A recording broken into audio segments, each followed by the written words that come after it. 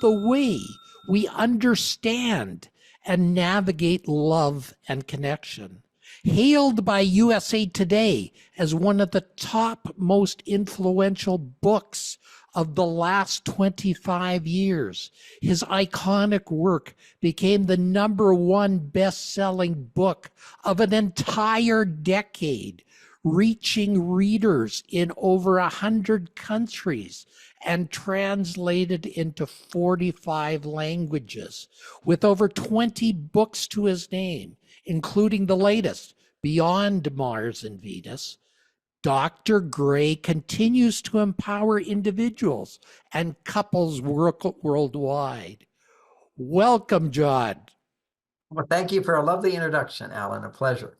Well, tell me, you came up with this beautiful concept many years ago that men and women are so different. They are like they live on different planets. Well, that was the point, is to make it a little playful for people. Back in the, Back in the 80s, when I first, as a marriage counselor, found great success helping women understand the way men think, helping men understand the way women think, because it's not automatic. We are so different.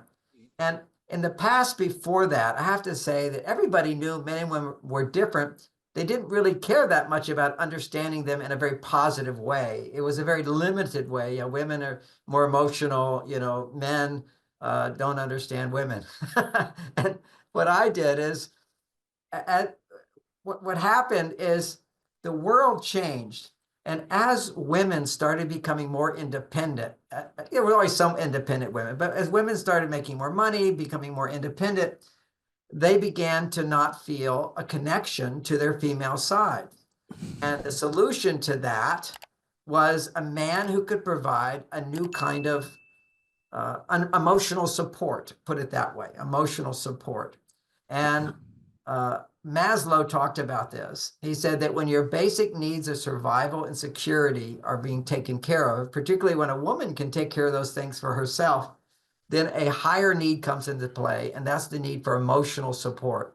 So that's what I found in the counseling room, that we men were not trained to do. Women are not trained how to identify what their needs are in a language that a man could understand. So I was able to translate what are women needing today, modern women, in order to feel happier. And what they wanted was better communication, more romance, more help around the home. Everything was very practical. We just didn't know how to do it. Okay, so let's dive down on that a bit.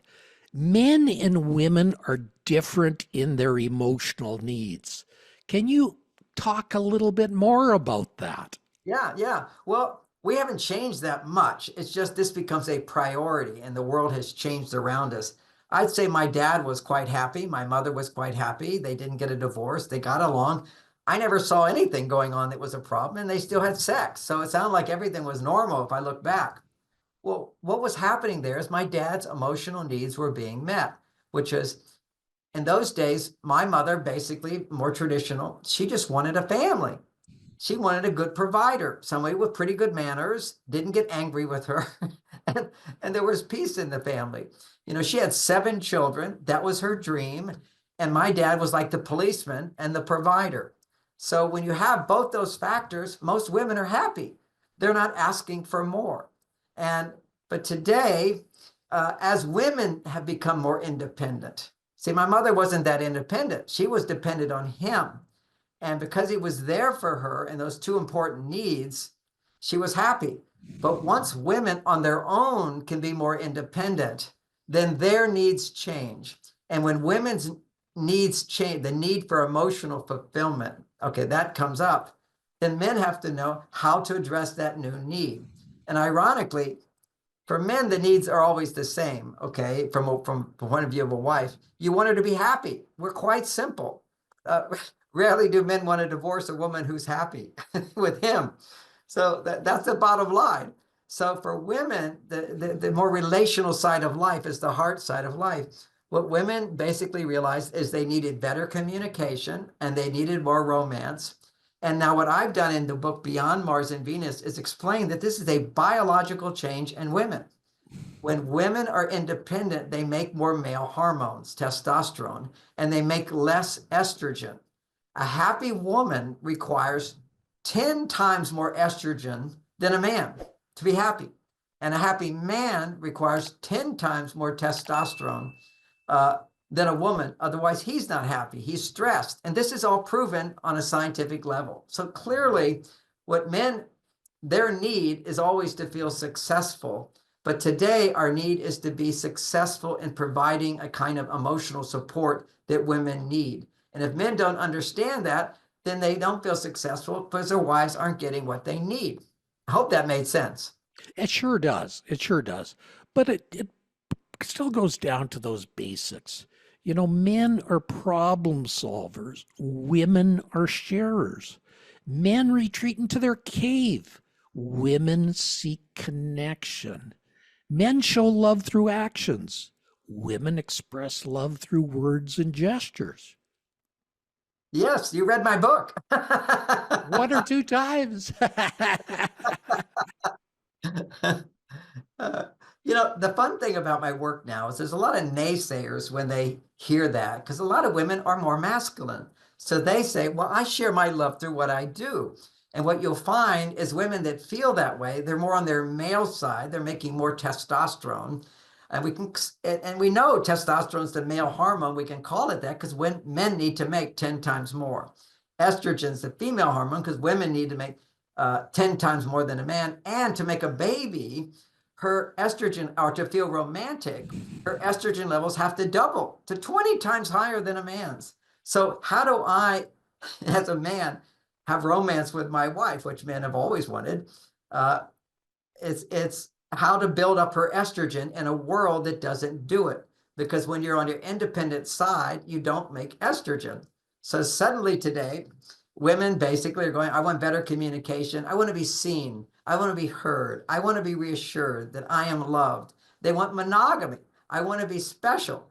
And if you go back throughout time, men were not always monogamy. That's a sign of civilization. Because the ultimate thing for a man is he wants to feel important, and by his wife, by his family, that he's the hero. Well, you become the hero when you fulfill someone's most important need. And if you want to raise a woman's estrogen to the top level, monogamy is the most important thing because it's saying she's more special than anybody else. And it's like understanding women today is different from understanding women 50 years ago. That's important. Well, we're going to pause for a brief commercial message, but come right back, friends, because John Gray is going to tell us about something called the rubber band theory. Today, I have the foremost relationship expert on the planet, John Gray, who has written over 21 books. The one you'll know most is Men Are From Mars, Women Are From Venus. But he hasn't stopped there because the relationship between men and women have evolved. John, what is the rubber band theory? So the rubber band theory is still true. Okay, it's about men's biology. And before, when I wrote Men Are From Mars, I didn't understand biology. I just observed these things, and it all made sense. I've counseled for 9 years, very successfully. Had a long waiting list. Had sellout seminars. People loved hearing this because they can make sense of their relationship. So one of the most popular ideas in that book, Men Are From Mars, and I expand it in terms of hormones in later books and in terms of brain function in later books. But the rubber band is men will tend to get close to a woman. Okay. And you can put it in more graphic terms as I'm missing her physically. Okay. I want to be close to her. So I want to get close to her. And then once we spend a romantic weekend together or something, then I'm ready to go back to work and forget her. I think she's wonderful, but she's not going to absorb my full attention. I will detach for a while. And it's like a rubber band. When I detach, I'm stretching that rubber band, pulling away from her. And at a certain point, distance makes the heart grow fonder, particularly for men. When you start pulling away enough, then you miss her and you want to spring back to get close. And once you're close, it feels so good. It's like eating a meal. But when you're done with a meal, you move on to other things. He pulls back to be more independent. Now, why does he pull back much more than a woman could even imagine in most cases? He pulls back because when he detaches from connecting with her, he still can love her, but feeling connected. When he stops feeling that connection, he has a chance to rebuild his testosterone. Because when men get close to women, and we have research showing this, like after intimacy, physical intimacy, there's a 20% drop in testosterone in men, just gone. So how do men rebuild testosterone? Is by detaching temporarily from connecting. Now, I can put all those words now into hormones. A man gets close to a woman, he feels more love in his heart, he feels more connection. That means biologically, his estrogen levels are going higher.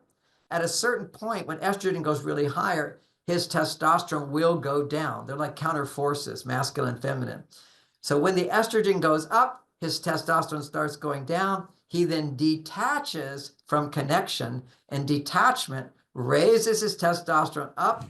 His estrogen goes down, and then his being wants to find balance, homeostasis. So now he wants to get close to her again to experience that balancing of his male and female side. That's pretty significant. Now, on the other side, you talk about women experiencing emotional waves that rise and fall. What do you mean by that? Well, if you think about a wave, it goes up and then it goes down. And it goes up and it goes down. And every woman has her own cycles of waves. But basically, when she'll be feeling really, really happy, and then suddenly, like on a dime, her mood will change to various degrees, and she'll have complaints. And a man kind of goes, what just happened? I remember my wife, she'd say things like, we have a wonderful, everything seems peaceful and wonderful. All of a sudden she comes up and she says, we never go out anymore. And I'm like, we went out last week. And she says, yeah, but we didn't go do this. We just did the same old thing. It's like their mind will start to look at what they're missing. And then their mind will look at what they have. It's a life is full and life is empty. And there's a balancing place where women kind of go back and forth. So there's periods of time where she sees what's missing, and there's periods of time where she's focusing on what she has. So when that wave goes up, she's focusing on what she has. Then when the wave comes down and she starts to focus on what she doesn't have, she'll usually express it by being upset or sharing problems or looking at things. And I say to men, don't try to talk her into going back up.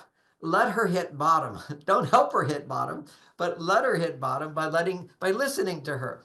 Just when she's upset or she's stressed, listen without trying to fix. See, we try to fix things to bring her back up to feeling good. So don't try to convince her to feel good. Instead, just have some empathy, have some compassion, have some understanding, get her to talk more. The more she can talk, what happens is her estrogen levels will start rising again, and that wave will start going back up. So there's these cycles of happiness, of fullness, and then emptiness, and women go through those waves. Some women, it's like mountains that go up and then crash into valleys. What they need to do is find more balance in their lives. Doesn't have to be so extreme, and help women to find that by having better communication and more romance and more help around the house. Tends to be three very important elements that can continue keeping her estrogen up so it doesn't come crashing down. Now, you give some practical advice for both genders. For men, you say practice active listening and resist the urge to fix problems immediately. Acknowledge women's feelings. And see, if men could understand, I give men you said it perfectly. And what men will do is a woman will be talking, and we just want her to feel good. And we mistakenly think that by giving her solutions or explaining to her she's getting upset over nothing, or rushing her to get to the point so that you can solve the problem for her, all these things keep her from feeling good. Now, for a man, he knows, I don't want my wife telling me what to do. You don't want your wife ordering you around. You don't want your wife correcting you. You don't want your wife subtly pushing you to be different than you are. You want to be loved and accepted just the way you are. Well, reflect back. For women, they don't want someone telling them how they should feel, someone trying to talk them out of what they can feel. They can find that place within them if there's space where he is able to hear her, understand her. But there's a caution I give here, is that when women are upset, if they're upset with emotions, it's good to talk about your feelings because it also increases estrogen, even if they're negative feelings. But if they're negative feelings about your relationship, about your partner, it's best to talk to somebody else about your feelings, and your estrogen levels will go up, your stress levels will go down, and the problems you have with your partner will start feeling small rather than big. At that point, you can have a conversation, make requests, ask your partner to help you in certain ways, and that's the way you motivate a man. Now, for women, you say give men space when It's, they pull away and appreciate their efforts, it's a even if they don't align perfectly with expectations. clearly women don't, if you don't understand that men are different, then you expect them to be more like you. That's how we do. You feel so one with your partner, you can't imagine somebody could be so different. Ironically, women always, they didn't consciously know that men had this difference of needing space. It's just that culture caused men to leave their wives every day and go out in the world to work. And that gave the man the space from his partner. You know, Gabron said a beautiful quote, which is, a temple has two pillars. If they're too close together, it will tip over. You need space. You need distance for the heart to grow fonder. Not too much, not too little. Usually my wife would let me know when the distance was too much, and I would, with this awareness, take the time I need. What I found as a man, whenever I'm starting to feel irritated or annoyed, or my mind starts getting a little picky about her or something she's done, that means I need more space, because space, distance increases testosterone. When you're detached, and detached does not mean indifferent. Detached just means non-reactive emotionally. I'm thinking about something, I'm analyzing something, I'm solving a problem, etc. So that's the distance aspect. Distance increases testosterone in men, and women, too much distance increases their testosterone, which then lowers their estrogen. And a lot of times, a woman can combat this and balance this by making sure that when her husband pulls away, needs his alone time, often women will say, well, what am I supposed to do? And I say, have a life.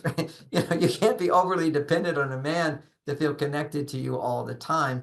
What you need is to have a life where you have many things that you feel connected to: your children, your friends, your work, your spiritual connections, your health, the earth, the planet, a garden, a pet. All of these things are ways to generate estrogen, not just a man. From the research that we see, the highest levels of estrogen happen when a woman is in love, is feeling connected to a man's energy.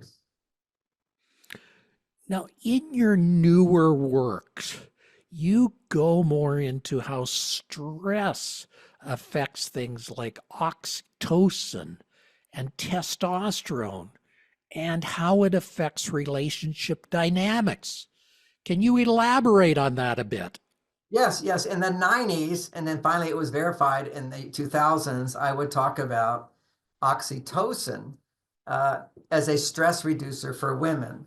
And I came to that conclusion when I heard that when women see babies, their oxytocin levels go up. And I was sitting in a mall. I used to sit in malls and watch women. I'd go to restaurants and sit in booths listening to women talk when no men are around. That's how I got a lot of these secrets out. And what I saw is that when women, back in those days, when women were more feminine, if a woman had a baby, all of the women would just gravitate, and you could see this peace come on their faces. Later, it was verified that this hormone oxytocin, which gets produced in the presence of babies, but it also gets produced through non-sexual touch, or anytime a woman feels a man is helping her in a meaningful way, oxytocin levels will first rise. And they're associated with safety. Safety is a much bigger issue for women than it is for men. Certainly we men want to be safe, but it's not a major issue for us like it is for women. because oxytocin in proof has shown to lower a woman's stress level. Oxytocin is not shown to lower a man's stress level. And too much oxytocin can actually raise a man's stress. That would be like, I'm a grandfather. I love spending time with my little 2-year-old granddaughter, one of them. And but afterwards, I'm exhausted. Okay, but I can work all day if I'm doing my job, because you don't make a lot of testosterone in the presence of little children. You make a lot of oxytocin. You feel very safe. Now, what happens for women, which I didn't put in Men Are From Mars in my later books until maybe 2008, I wrote a book and continue talking about further research. The thing that allows women to experience high levels of emotional fulfillment and lowers their stress is not just the oxytocin. It's the oxytocin makes her feel safe. Then she can trust someone in her life. When she's feeling trust that I can depend on someone to be there for me, that raises her estrogen. And it's estrogen that creates the romantic feelings. It's estrogen going higher that allows her to get pregnant. It's estrogen that goes higher that allows her to feel the romantic attraction to her partner. And this is all proven. Oxytocin does not create romantic feelings. It's oxytocin is like the doorway that has to be met before the estrogen levels can rise high. And when the estrogen goes high, that's what creates romantic feelings in women. So a lot of my work in this new book that I've got called Beyond Mars and Venus is helping women understand their estrogen. Estrogen has to be at least 10 times higher, 20 times higher for romantic feelings. What can she do? And also to lower her stress, it needs to be 10 times higher. What can she do to raise her estrogen levels? And what can she use a man, and what the ways to use a man to raise her estrogen levels? And certainly that would be the relationship skills we briefly talked about, which is communication skills, good communication, romantic skills, and help around the house. Wow. That's a lot you unpacked there, Judd. It's really fun because I have this so figured out. It's also documented scientifically that there's always been a force against me, a big force, which says that men and women are not that different. And I'm over here realizing more than anybody's ever imagined in the past how different we really are. No one has ever really talked about the difference in our psychological ways of reacting and understanding each other. And now it's all out there. It's quite amazing. So how can you you have an emphasis on mutual growth? How can you use your principles for men and women to grow together? Well, let's talk about growing together. There's a closeness that happens in the beginning, and then it goes away to various degrees. We call that the honeymoon period. And so many people come to me and ask, how can we reignite those feelings? And you can. I'm 73 years old, and they're more than ever before. Just have to point that out. It's not necessary that it has to go away. If you don't do anything about it, it will go away. So let's understand that briefly, is in the newness of a relationship, a brain chemical gets produced called dopamine. Now, most people now understand dopamine. One of my books over there in the 90s explained all of that. And now we have a lot of books. Another good book on that is Dopamine Nation. We're all addicted to dopamine, high dopamine stimulation, sugar, cocaine, drugs, TVs, their phones. Take them away and you go, oh, I need that, I need that, I need that. Well, this is what goes on in the newness of a sexual relationship between a man and a woman, is the dopamine levels go to almost cocaine levels. So what happens is there's kind of an addiction, but biologically what happens is it increases a man's testosterone, practically doubles it. And for a woman, doubles her estrogen much of the time. So that's a polarity. You know, with magnets, you have a positive pole and a negative pole, and they get close, they feel stronger attraction. Well, you have to have the polarity. And the polarity that gives rise to romantic feelings is the man is more masculine than her, and she's more feminine than him. And in the beginning, because of dopamine, he's naturally, automatically kind of on a drug trip that raises his testosterone, raises her estrogen. So there's a lot of magnetic energy that motivates him, gives him energy on her. and opens her up, feeling more safe, more open, more trusting, more appreciative, more happy. And that's the beautiful mixture.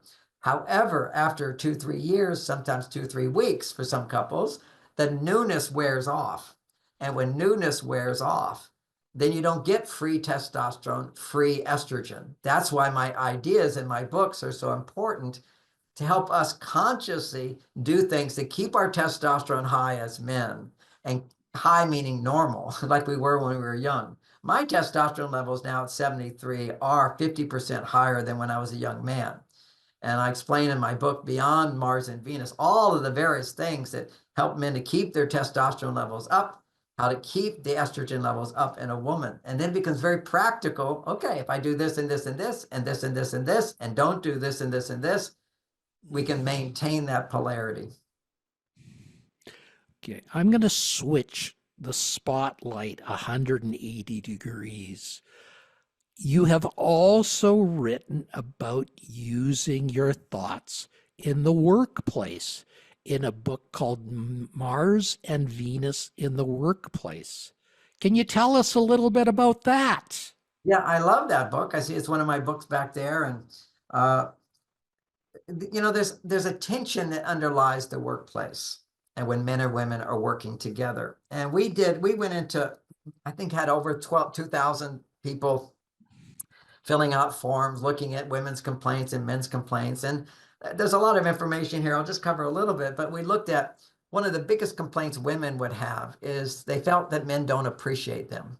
And ironically, I would say in unhappy marriages, it's the number one thing women will say. I don't feel my husband appreciates me. And it's because women don't understand men, men don't understand women. The way a man demonstrates his appreciation for a woman is through his actions, primarily through his actions. And there's studies that back that up. It's not like expressed, because the male side of it is the competitive side of us as human beings. And if you're appreciating somebody else so much, you're kind of giving them a higher status than you. And so if you want to achieve things, you often want to be, look what I did, not look what somebody else did.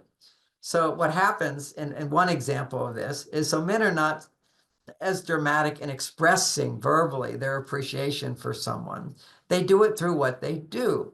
And women do it primarily through how they respond with their delight, with their happiness, with asking for help, with saying thank you, with saying, oh, good idea, or John did a good job. They demonstrate that. They're very conscious of wanting to do that. In a sense, if we think about a football team, the guys are out there, with their expertise bumping each other, whereas the women are at least it used to be this way, they're the cheerleaders, cheer them on. Women are great at cheering you on. These are inherent qualities of being a mother, is you've got to be a cheerleader for your children, acknowledging appreciation and feeling it. Whereas men are typically more in a competitive world, where testosterone is. And we just don't have the potential that women have to be that appreciative of things, although we can work at it. But we generally show it through what we do. So the point was, we interviewed the men. 90% of the men said that they appreciated the women in the workplace. Only 50% of the women said they felt appreciated. So there's a big gap. So how can a man demonstrate to a woman, just with this new insight, women don't feel appreciated, how can you get them to feel appreciated? John, with that, I'm going to pause for a Okay. commercial message, but come right back, friends, for part 2 of John Gray's show. Friends, I have a world authority today, John Gray, on relationship expert, and he has been talking to us on a bunch of things, but right now he's talking about women in the workforce, and he's talking about how women don't feel appreciated. And John's going to share with us how we can rectify that situation. You're on, John. This is such a big deal, although it doesn't seem that important. It's the major issue of discontent in the workplace. You want to keep your people, particularly your best people. You don't want women feeling unsupported, unappreciated. You want a positive environment. So what a man can do is, for a woman to feel appreciated, know that when you do a few extra things that respect her sensitivities, that respect her emotional needs, she will feel appreciated, as opposed to saying, oh, she's doing such a great job. Actually, what women will really feel valued is when they feel included.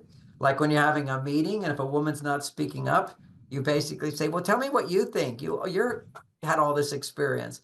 And she's included in. Some women are not as assertive to express themselves, so invite her into the conversation.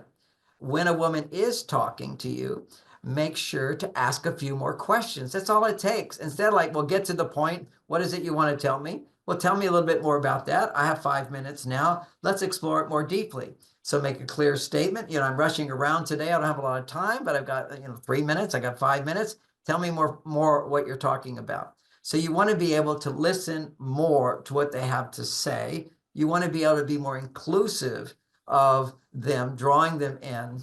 And another thing that women will often say is in their business meetings, they'll have some idea they put out there, and a man will like take the idea, change it a little, and take credit for it. And they feel ripped off. This is actually a very big deal. Most men are not aware of this, because the rules for like saying soccer are your job is to steal the ball and put it in the hook for you get credit. So what I explain to women is that men have this competitive side. It's perfectly normal. It's not a problem for other men. If I take your idea and add something to it, he can always take the idea back and add a little bit more to it or take credit for it. So it's, again, for women learning a few skills here, which is to realize not to take that so personally, but instead, when some guy takes your idea, to be able to turn around and say, yes, I remember when I developed that idea, and what you added to that is really good. And I think that if we also do this, XYZ, you take the idea back. So everybody knows that you're the source of that. And these are little suggestions that help women feel their power in the workplace to get the acknowledgement and appreciation that they deserve. No, that's important. I think women need that, and they need to grow as a result. Now, you've also taken your ideas into parenting and written about children are from heaven. Can you expound on that? I will expound on that. And for young children, I have another book I just want to put out there that I think is wonderful. My book is wonderful. Also, another book is called Hunt, Gather, Parent. This is for little children. It's fantastic. It's a mirror of many of the ideas that I teach in the book, Children Are for Heaven. The principle here is that you don't focus on punishment. Now, some people want to do little punishments, whatever. I actually raised my children without any punishments, but learning to manage them, which you have to manage your kids, with good communication. And so I give those communication skills, but they only work if you have to, you give messages to your children that one is it's okay to be different. I'm not always comparing you to other kids, pushing you to be more than you are, but learning to love and accept you just as you are. That's important. The whole grading system in school, I think, is hurting our children tremendously because you're constantly comparing yourself. There was a study where they just had boys and girls on different sides of the room, and they were doing a test. And they said, and who's finished the problem? It was a simple problem. And everybody on the other side raised their hand, and the people on the other side were given a different test, and it was an unsolvable problem. So they did that twice, and then they did a problem that easily could be solved for both. But the side that did poorly the first 2 times hardly could solve the problem. How you perceive yourself as less than others inhibits your ability to be yourself and let yourself shine. So don't compare your children. Learn how to do that. Learn the ways that I talk about, the way some children learn, some children learn fast. Some women are really good at one thing, but not other things. Some children are just slow learners, but then they click in if you give them patience and love and support. So that's a big part of the book, different child's learning styles. But another one is it's okay to make mistakes. If it's not okay to make mistakes, a child is going to lie to you. A child will be afraid. A child will feel pressure that they're never good enough, because we all make mistakes. It's natural and normal.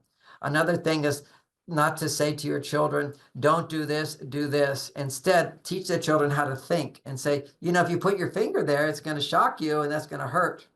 It's amazing. Children will take that in if you do it. Most parents have no idea. They have a tremendous intelligence to begin analyzing and thinking and rehearsing and understanding. Their brain is so much smarter than ours as adults. It shrinks when we become teenagers. This is all proved. It's amazing, the developmental skills. One of the overall arching things in that book is your children for the first 7 years are absorbing all your problems and all your gifts. Please talk to each other like everything is wonderful, everybody's okay, everything's normal. If something gets knocked over and spilled, no big deal. Nothing is a big deal. Everything is natural and normal.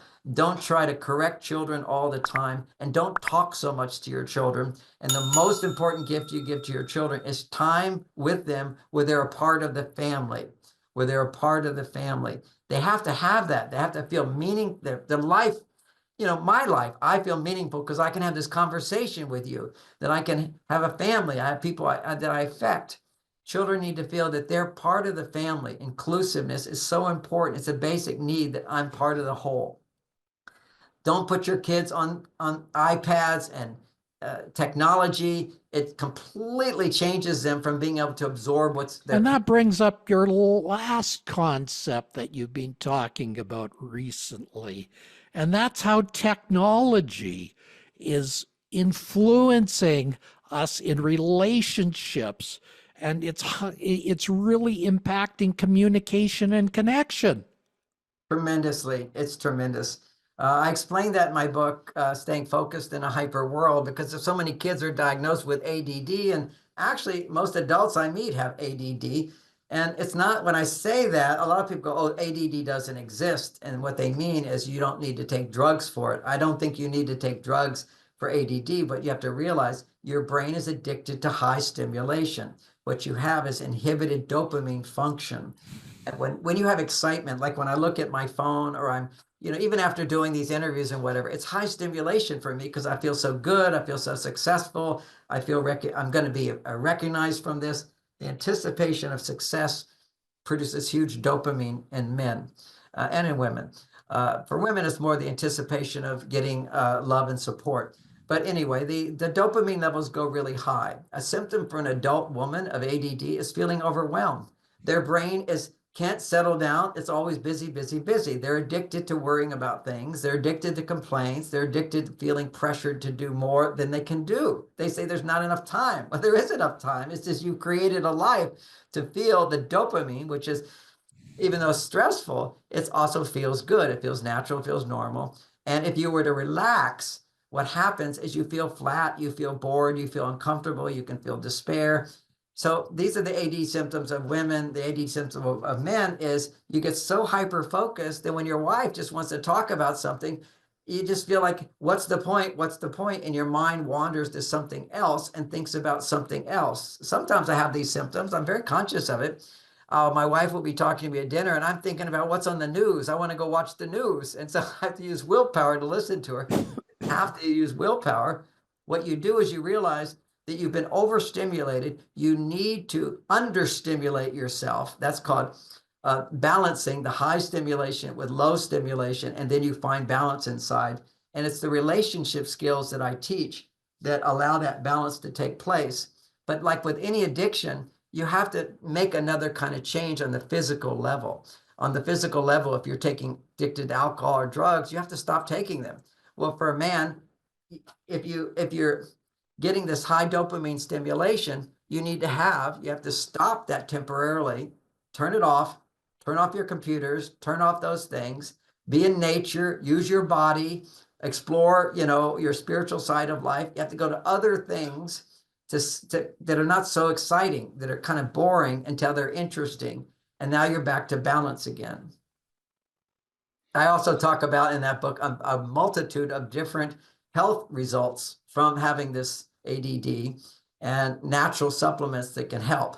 My favorite one that I still promote on my website is lithium orotate, only because most people think when they hear lithium that it's only for crazy people, whatever. What psychiatrists give is lithium carbonate. What I recommend for people is lithium orotate, and I created the best formulation at marsvenus.com. Now it's very popular. I've been promoting it for 25 years. It's simply like taking a calcium, but a special form of calcium that will cross the blood-brain barrier. It's very different from what psychiatrists used to recommend for bipolar patients. And it doesn't suppress, has no side effects.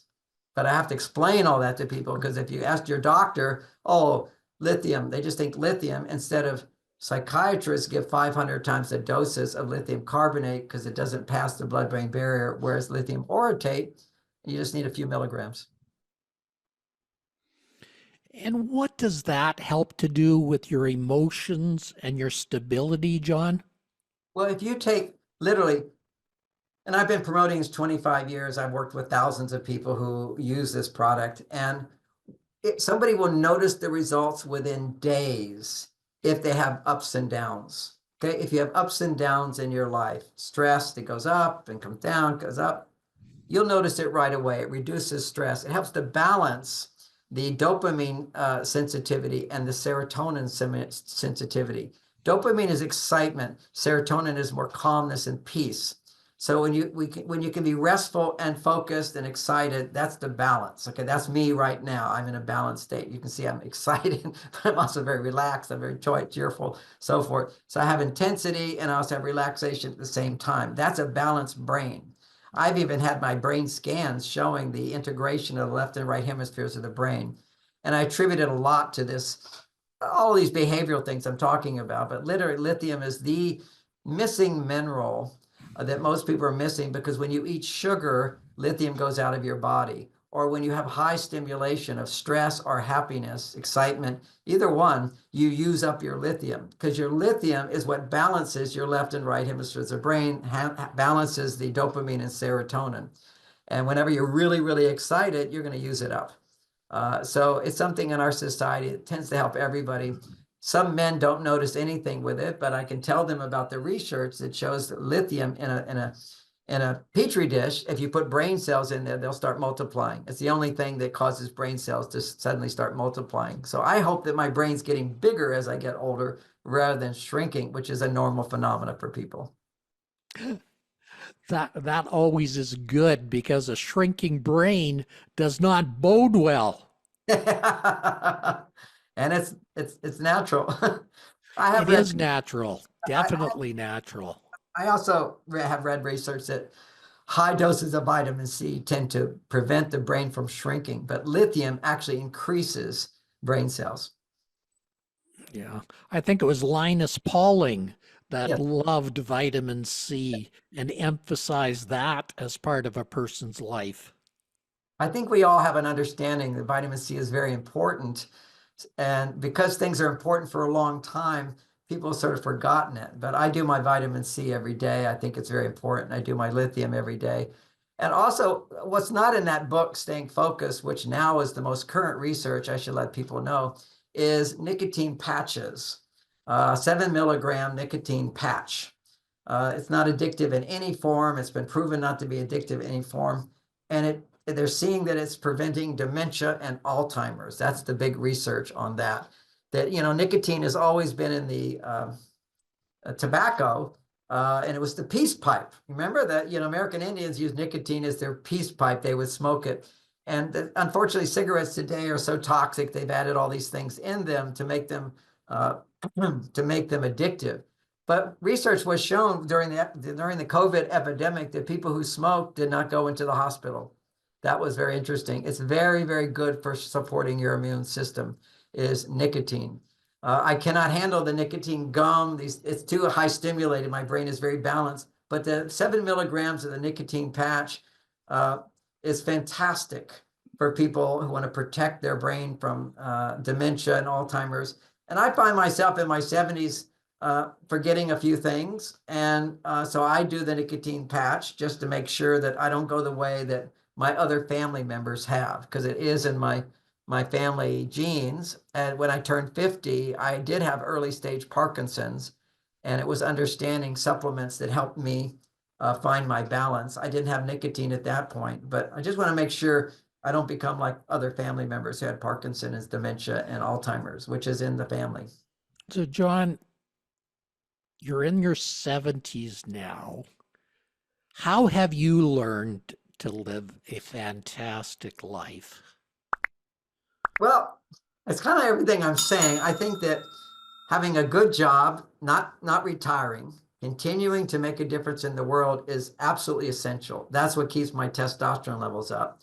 Having a romantic relationship with my wife, and for me, it's sex. I have a very active sex life. Retirement, I wouldn't say that's for everybody, but for me, when your testosterone levels continue to grow because of the techniques I teach, you can still enjoy sex, and I do enjoy sex, not from the point of sex itself. Like my wife is in another country right now. I don't miss sex at all because I'm not addicted to it. But what I find is that through sex, it's a doorway for a man to feel love. You know, feeling love is so important. You can have grandchildren to feel love. You can have a pet to feel love. You can help people who have less than charitable work. You will feel more. But for men, it's more challenging than for women to continue to feel love. You can know I love someone, to actually feel love.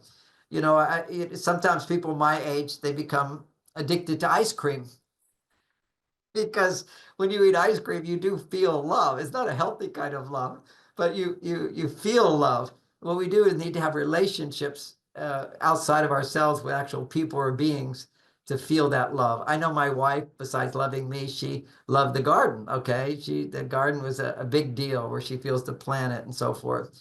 So what I have is love, and I have work, and that keeps me going. And I'm very grateful that I can make money.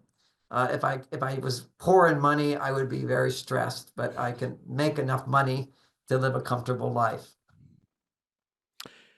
John, if you met a younger version of yourself on the street, what advice would you give that younger you? Uh, well, there's a this this sounds crude, but it's the advice I would give, okay? Which is there's so much pressure on males today to do pornography. Please, please do not do pornography. That's very important.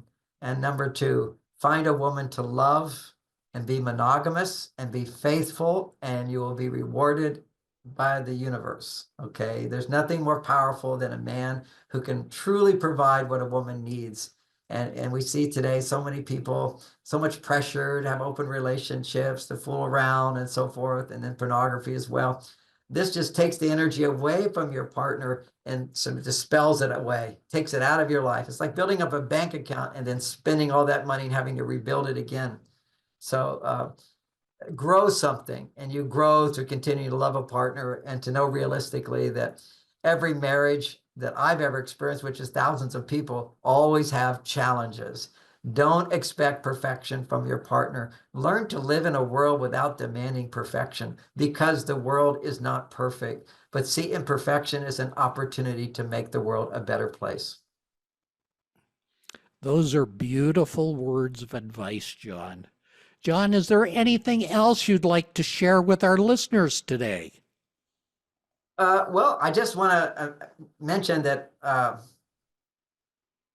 the books I've referred to today, Men Are From Mars, is the basics. The more updated version is Beyond Mars and Venus, because that talks about how, because the world has changed, what we need to do in our relationships to maintain connection and passion and romance and happiness and longevity. That's all changed. So I have a lot of what I call biohacks, what a man can do to help stimulate estrogen in a woman, what she can do for herself, and for men, testosterone.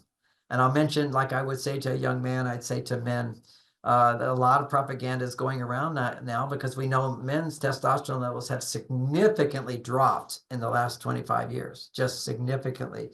And some doctors are recommending that you should masturbate regularly, as if that's going to do it, and it does just the opposite.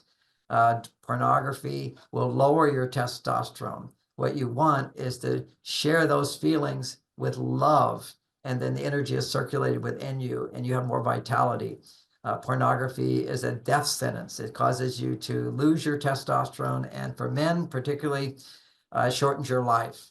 What we know to be the case is when a man retires and he stops having a daily work to do. Now, I don't work as hard as I used to, but I still work every day. Okay, I've got a job to do. And that keeps my testosterone, one very important part to keep it up. So don't retire, men, is what I'm saying to them.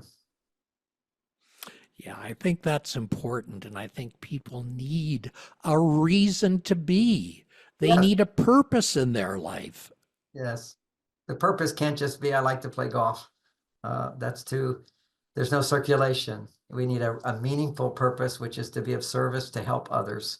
And if we can do that, we have a much better life. John, thank you so much for being here. Can you tell everybody where they can get a copy of your book Well, or books for that matter? I do have 21 books. I think at Amazon they have them listed out there, but also at my website, marsvenus.com. There's all the categories of books that I've written. It's all there if you go under books. We also have classes. Our most popular class is Understanding Men, a class for women only. And another one, which is Secrets of Great Sex. Those are our two most popular workshops you can take. There's a lot of and right, if you go to the website and want to be on our mailing list, you can get a free course. There's a free course right there on the page. I would have to say something about boredom in life. A lot of couples become flat and they need excitement. Well, there's nothing more exciting than losing 10 pounds if you have extra 10 pounds.